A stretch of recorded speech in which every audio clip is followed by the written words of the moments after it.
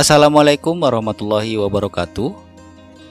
Di video kali ini kita akan belajar mengidentifikasi unsur cerita fantasi dan menceritakan kembali isi cerita fantasi. Cerita fantasi merupakan salah satu genre cerita yang sangat penting untuk melatih kreativitas.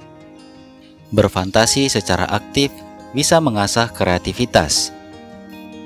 Fantasi aktif adalah fantasi yang dikendalikan oleh pikiran dan kemauan. Contohnya adalah seorang perancang, pelukis, dan penulis. Fantasi pasif adalah fantasi yang tidak dikendalikan jika seolah-olah orang yang berfantasi hanya pasif sebagai wadah tanggapan-tanggapan. Contohnya adalah melamun.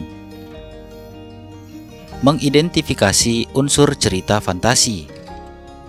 Mengidentifikasi karakteristik unsur pembangun cerita fantasi.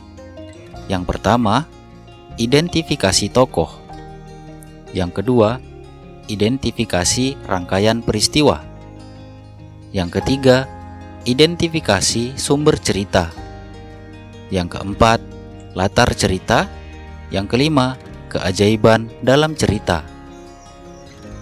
Ciri umum teks narasi. Narasi merupakan cerita fiksi yang berisi perkembangan kejadian atau peristiwa.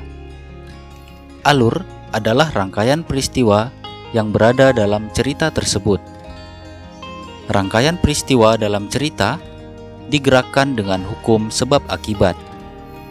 Cerita berkembang dari tahap pengenalan, apa, siapa, dan di mana kejadian terjadi, timbulnya pertentangan, dan penyelesaian atau akhir cerita. Rangkaian cerita ini disebut alur atau plot. Tema dapat dirumuskan dari rangkaian peristiwa pada alur cerita. Narasi memiliki tema atau ide dasar cerita yang menjadi pusat pengembangan cerita. Tokoh dan watak tokoh merupakan unsur cerita yang mengalami rangkaian peristiwa. Amanat merupakan unsur cerita yang menjadi pesan pengarang melalui ceritanya. Amanat berkaitan dengan nilai-nilai kehidupan yang dapat disimpulkan dari isi cerita.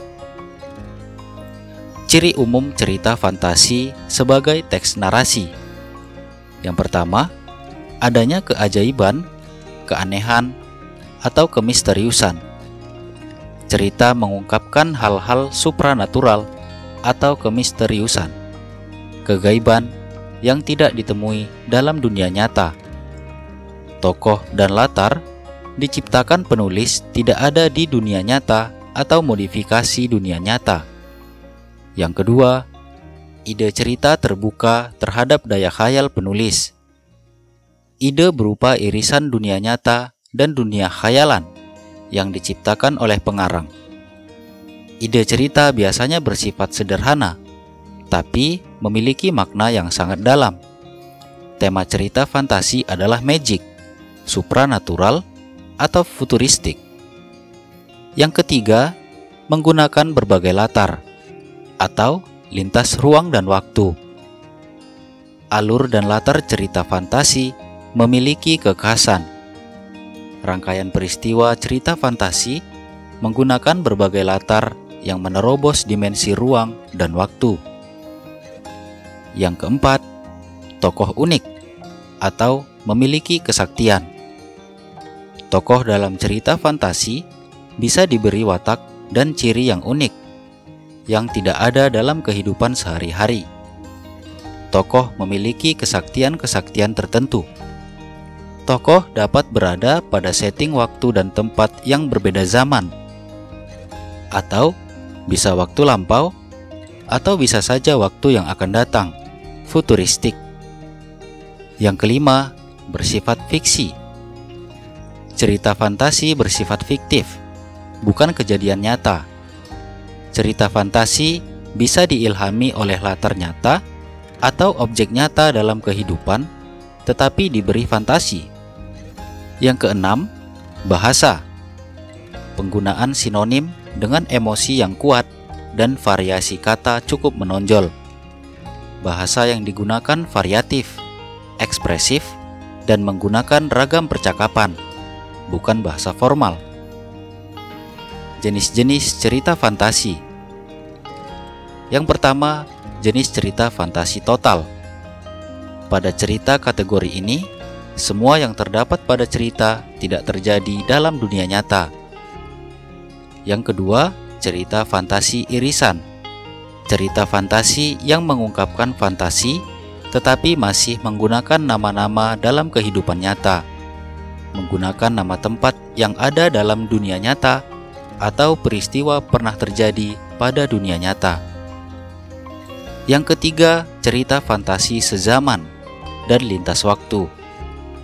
Latar sezaman berarti latar yang digunakan satu masa, sedangkan untuk lintas waktu berarti cerita fantasi menggunakan dua latar waktu yang berbeda. Menceritakan kembali isi cerita fantasi. Dalam menceritakan kembali isi cerita fantasi, tentunya kita harus membaca keseluruhan dari cerita. Dengan membaca keseluruhan cerita, kita mengidentifikasi hal-hal penting atau bagian-bagian penting yang terdapat dalam cerita. Langkah-langkah yang dapat dilakukan dalam menceritakan kembali isi cerita fantasi adalah sebagai berikut. Yang pertama, menentukan tokoh, latar, dan urutan peristiwa.